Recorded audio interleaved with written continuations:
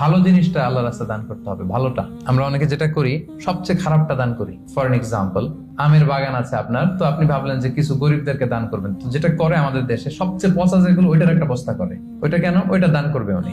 এরপর ধরেন রিক্সা থেকে নামছেন, হঠাৎ একজন ভিক্ষুক ফরিয়া দিয়ে এসে হাত পাতলো। তো এখন আপনি ভালো মানুষ, আপনি দান করেন, দিতে চাচ্ছেন, তো পকেট থেকে টাকা বের করে খুঁজতেছে যে সবচেয়ে পুরাতন নোট কোনটা।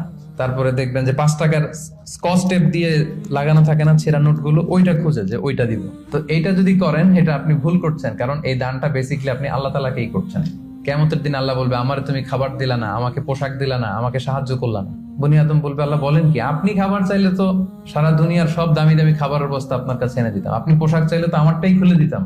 আল্লাহ বলতেন, ওই যে অসহায়, পীড়িত, দুস্থ, সুবিধা বঞ্চিত মানুষগুলোকে খাওয়ালে আমাকে খাওয়ানো হতো, তাদেরকে পড়ালে আমাকে পড়ানো হতো। তো এই যে আপনি ছিঁড়া নোটটা যে গরিবের হাতে দিলেন, আসলে ওইটা আল্লাহরে দিয়েছেন আপনি। এটা কখনোই করবেন না। আল্লাহ তাআলা বলছেন, ওয়ালা তায়াম্মামুল খাবিসা মিনহু তুনফিকুন, খারাপটা আল্লাহরে দিও না, আল্লাহর রাস্তায় ভালোটা দিবে। সবচেয়ে ভালোটা যদি আপনি আল্লাহর রাস্তায় দিতে না পারেন, তাহলে আপনি তো ইমানদারি হতে পারলেন না। তাই আমরা ভালোটা দিব খুঁজে খুঁজে। আপনি আম বাগানের মালিক, আপনি সবচেয়ে টসটসে পাকা এক বস্তা আম আপনি কালেক্ট করবেন, যে এটা আপনি দান করবেন। ধরেন যে 10 টাকার কচকচে নোট নিয়ে আপনি সবসময় ঘুরলেন এবং এটা প্ল্যান করলেন যে যখন দিব, এই চকচকে 5 টাকার নোটটা দিব, কারণ আল্লাহ বলেছেন সবচেয়ে ভালোটা আমার রাস্তায় দাও। তো এই অভ্যেসটাকে আমরা একটু করতে পারবো ইনশাআল্লাহ।